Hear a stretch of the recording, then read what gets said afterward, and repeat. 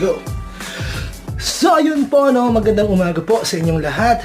And we are back at it again sa isa na namang gospel vlog. Yes, tama po ang narinig nyo guys. So, it's 3:30 a.m.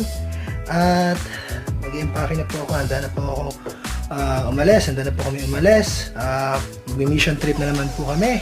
For 3 days yata, I'm not sure, but it's still a week na marami na namang mangyayari.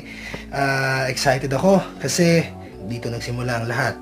So, kung napapanood nyo yung mga dati kong video o kung may pakinaman kayo sa mga video na ginagawa ko, sinimulan ko siya sa Ilocos mission trip, tapos may Nueva Ecija mission trip. At ngayon, this is my third missionary crusade or mission crusade gospel thing. Pumunta ko na. Pupunta po kami ngayon sa Aurora, Baler. Ano pang hinihintay natin? Baka malate na naman ako. So, dapat ngayon, umaalis na ako. So, ano pa? Ito pa. I forgot this. And this. See you guys. It's gonna be a long and exciting trip. But then, this will be for God's glory. Pataas! Ang dilim. Buti na may flashlight tong phone ko. Sobrang kakamadali ko. Yung bag na ginagamit ko, sinalpa ko na lang sa bag ng nanay ko. Ayan.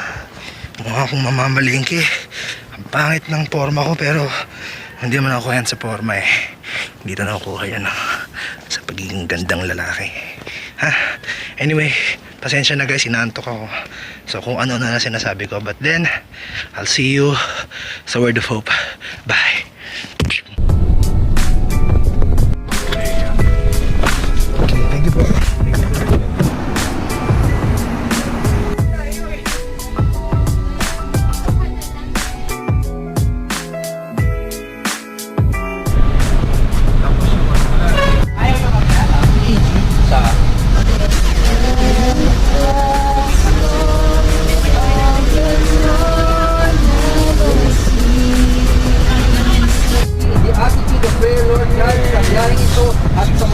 A few moments later. At paalis na po kami galing Maynila. Sabi nila estimated time is around 7 to 8 hours papunta sa Aurora. Depende sa traffic, kaya good thing inagahan namin. And it's 5 a.m. Matutulog muna ako. Bye guys.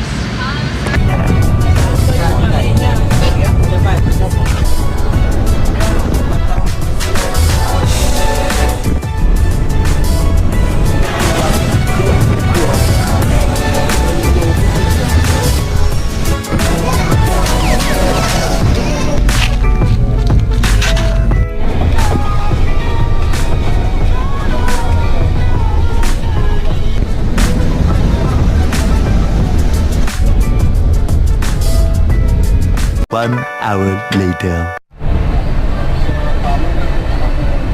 So we are currently in the middle of nowhere.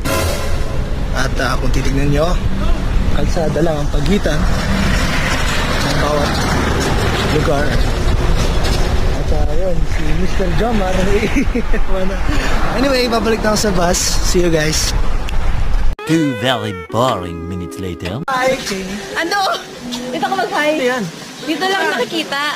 Ayaw nga no. Dito ka mag-hi. Ano pala? Hello world. Tanong pa ng Teres, ginawa niya matagahawak si Teres. Hello Philippines and hello world. Yay! We are here in... Ano? Hindi mo siya po eh.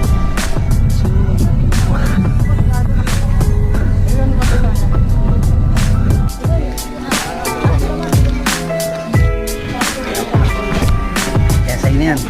Sige, thank you po. Alis ako.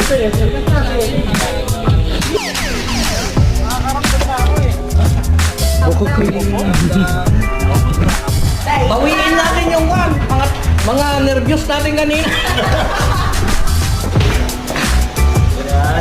Yan. Open. Close. 3 hours later. Can you move it along? I'm all out of time cards. So finally, nakarating na po kami sa Aurora and kakatapos lang namin mag-lunch. Mamaya, 4:30 PM magsiset up kami for tonight's crusade.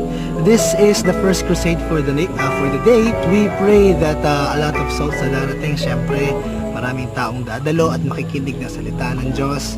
And of course, ask them and then God will touch their hearts para tanggapin si Lord Jesus Christ. So, stay tuned for more. Sa susunod na mga videos na makikita nyo, it will just be some quick activities before the crusade starts. So, I hope you enjoy, guys.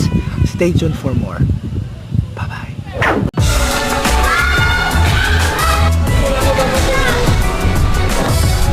Puppet, ano eh?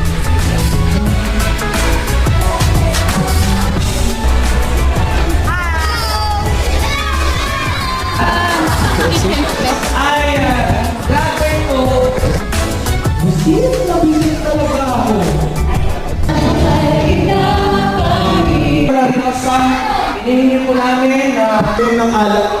Natutunan ko po na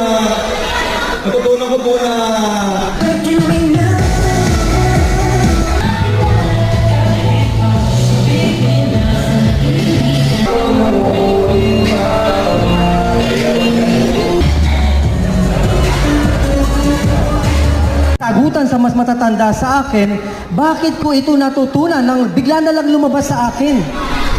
Amen. Hey, maraming salamat. Congratulations po sa bawat isa na lalaki. sino ang kasama ni Andrew?